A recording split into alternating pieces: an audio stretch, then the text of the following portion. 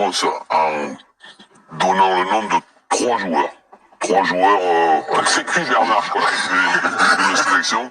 Et ces 3 joueurs, ils jouent dans la même équipe, cette équipe qui s'appelle Monaco. Et donc ces 3 joueurs, c'est Zakaria, Akiyouch et Ben Seguir. Donc, que l'on puisse rajouter Cherki, très volontiers, il le mérite.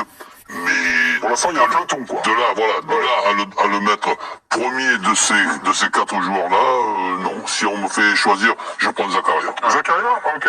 Bafé Gomis, je sais pas, vous allez peut-être dire un attaquant par rapport à la place que vous occupez, ou Cherki, là, Cherki pour En vous, tant qu'ancien c'est... lyonnais, Bafé.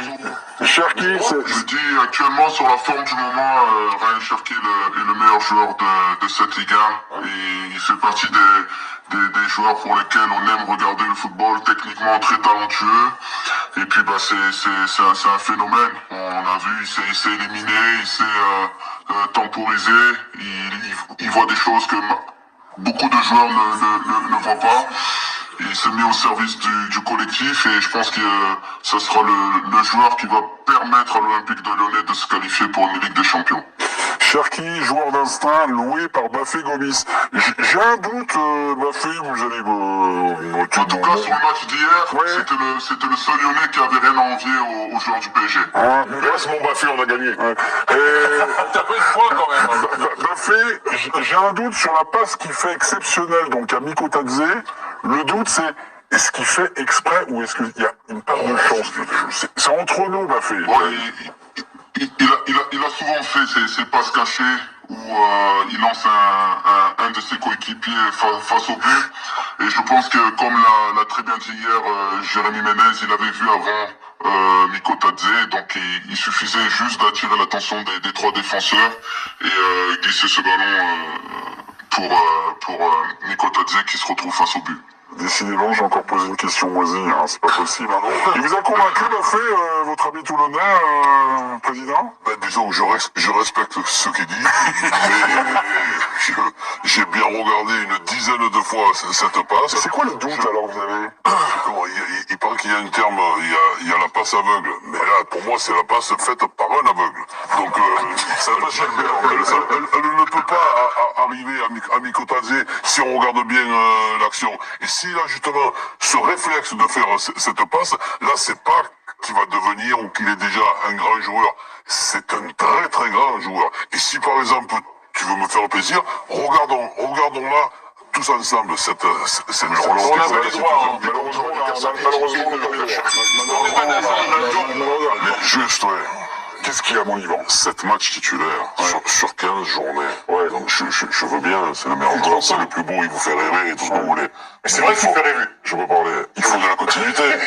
Il faut de la continuité. Non, mais il parle un quart d'heure, pas une minute. Il faut de la continuité. Alors, 7 matchs sur 15. Il a fait 12 Pour moi, pour juger en championnat, 7 matchs titulaires, regarde les statistiques. Pour juger, tu juges sur le même nombre de matchs. Pour moi, aujourd'hui, un Akiyouch, c'est plus fort. Sur la saison, un Jonathan David, c'est plus fort. Et même Benjamin André, qui va pas faire rêver comme un Cherki, aujourd'hui, fait une saison, pour moi, tu peux dire que c'est un des meilleurs joueurs de la Ligue 1. Donc, le talent, c'est bien, mais il faut arriver sur la durée à le démontrer, et pas que par un coup. Attention, Bafé, comment c'est pas coupé à Yvan, il va chier. Non, mais, Bafé, dans ce que nous a dit Bafé, j'allais rebondir, pour relancer Yvan, on lui voit faire des choses que personne ne fait en Ligue 1. C'était l'argument de Bafé. Il tombe amoureux de Ryan hier. C'est sur la forme du moment. Mais oui, Sur bien la sûr. forme du moment. Et sur la forme, On est d'accord sur la forme du moment, bien sûr. Mais ce qui compte, c'est une continuité dans les résultats. C'est fantastique de faire une fois très bien. Mais si après tu fais pas bien. attendez, Non, mais elle m'a Yvan, non, mais elle nous attaquera après. Non, je suis en train de travailler le... C'est là où je suis douillé, c'est très bien que ça Votre réponse, c'est quoi de Ryan Cherki, là? Est-ce que vous êtes convaincu ou c'est un sceptique chez vous? Non, je pense que c'est On est un peu comme en religion avec Ryan Cherki, vous savez. Alors, on y croit, on y il croit est pas. très décevant depuis des années, puisque c'est un joueur de grand talent qu'on attend depuis très longtemps. Il n'est toujours pas arrivé. Aujourd'hui, sur la forme du moment, il fait des choses extraordinaires, c'est vrai.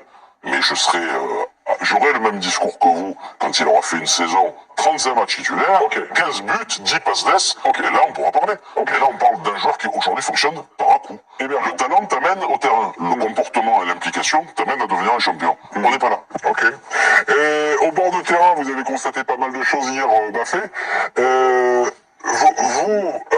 Comment vous jugez ce joueur d'instinct par rapport aux autres copains? vous étiez avançant, vous avez joué. Alors j'ai regardé avec qui vous avez joué là. Je me dis tiens, il y avait un joueur d'instinct que vous avez croisé peut-être à Saint-Etienne, c'était Feignoulot. C'est facile de jouer avec des gars comme ça qui sont hyper talentueux, mais parfois qui sortent des choses qui sortent du manuel, quoi. Oui, que ce soit Pascal ou Atem Ben Arfa, c'est des joueurs. Hier aussi, il y avait un peu Jérémy Ménez, des joueurs que tu sais que chaque fois qu'ils touchent le ballon, il va se passer quelque chose. Et c'est ce que hier a très bien compris Miko Tadze, même si ça déplaît à Roland.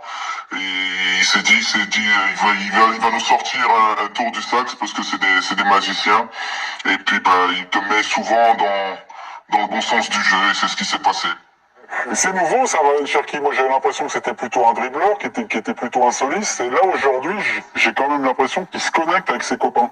Non, qu'il est compris, il y a une compréhension à quelque chose, quoi. Il est un peu plus connecté parce que je trouve que là où il a le plus progressé, c'est son jeu sans ballon. Moi, je trouve qu'il bouge beaucoup mieux. Après, ça a toujours été, alors même si effectivement c'était un joueur un peu plus d'à-coup, il a toujours eu une qualité de passe exceptionnelle. Alors très souvent, c'est pas toujours récompensé parce qu'il faisait pas ce qu'il fallait sur 90 minutes ou même sur 70 minutes. Mais la passe, ça, ce qu'on lui voit faire, moi, il le fait honnêtement. L'année et demie que je l'ai vu avec les espoirs, au-delà des qualités de dribble qui étaient évidentes, il a une vision du jeu et une qualité de passe pied gauche, pied droit qui est assez exceptionnelle. Alors là, ça tombe juste. Ce qui est impressionnant, c'est il fait ça pendant 60-65 minutes. Ça, je le voyais pas faire, la régularité dans un match, mais la qualité de passe, il a toujours eu. On va revenir vers vous, Giovanni, au rayon démenti. Juste avant, demander à Yvan Lemay d'abord. Si je peux parler, je te coupe pas, mon ami, quand tu parles. C'est pas pour moi, c'est toi. Vous êtes amis maintenant? Je suis très bien. C'est Yvan. Ça va, je suis pas comme défendre la parole. Romain, les vainqueurs de l'équipe, ça va faire un petit palmarès. On peut parler des autres, donc. Comment? On peut pas parler de Zakaria, par exemple. Bien sûr qu'on va parler de Zakaria, mais on va d'abord parler à Romain. Non, simplement, si Ryan Cherki, on va dire, parvient à rester numéro 1 de l'équipe, il va quand même entrer, on va dire, dans un cercle très prestigieux. Regardez simplement les noms des 5 derniers joueurs qui ont remporté ce classement des notes l'équipe. La saison dernière, Pierre Lesmelou. L'année d'avant, Lionel Messi. L'année d'avant, Kylian Mbappé à égalité avec Martin Terrier. L'année d'avant, Burak Yilmaz. Et en 2018-2009, Kylian Mbappé aussi, c'est quand même des joueurs de classe. Il a 6,21 sur la saison, 6,13, et là, il en est à 6,50. Ouais, Si je le peux. il est coupé, Romain. C'était pas pour moi. Mais après, la notation d'un joueur de football, ce sont les offres des grands clubs de football, des grands clubs étrangers, et la notation du journaliste de l'équipe qui s'attrape mal au stade pour le noter. Il a peut-être raison, il a peut-être tort. Il met un 6, il met un 7. En fonction d'un 7 ou d'un 6, la moyenne change énormément. Donc aujourd'hui, il est très bien noté après 7 matchs, etc. D'ailleurs, comme l'a dit Bernard, il n'était même pas dans la classification puisqu'il n'a pas assez joué. Par contre, on peut constater qu'il n'y a aucun gros club aujourd'hui qui vient acheter Ryan Cherki. Alors que tous nos jeunes espoirs talentueux sont quasiment tous dehors aujourd'hui, on reste très peu de temps chez nous. Pour la simple et bonne raison qu'il faut un match oui, un match non.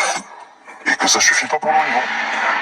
Juste un petit mot avec Giovanni, mais très rapidement sur le cas Ryan Cherki. Hier, la journaliste et consoeur Margot Dumont a annoncé ceci à l'heure actuelle. On parle de Cherki, hein, s'il devait choisir, ça serait l'Algérie.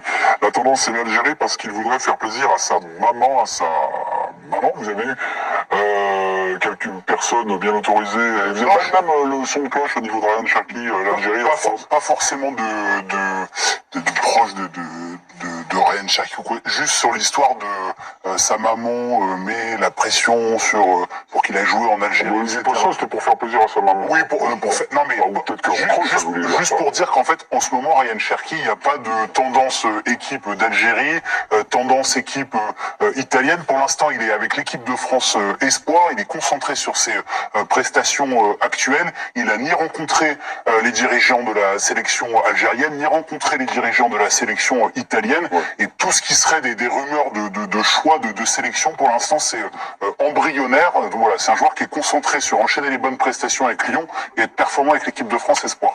Revenu de se quitter, mon cher Bafé Gomis. Bonsoir Bafé. Tiens, justement, à propos, on revient un peu sur votre carrière, parce que vous avez joué pour l'équipe de France, mais c'est vrai qu'en 2008, pour la Coupe d'Afrique des Nations, le Sénégal était venu vous courtiser.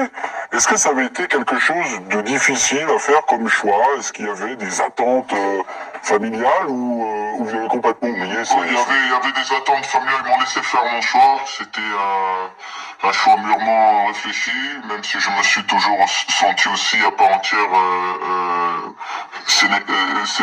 sénégalais.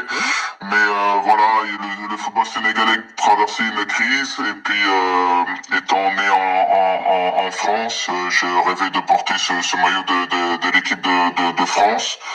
Donc voilà, c'était un choix que j'ai fait en amont avec ma carrière et puis voilà, maintenant aujourd'hui les choses ont beaucoup changé, le Sénégal a évolué, peut-être si c'était aujourd'hui mon choix aurait été autre, mais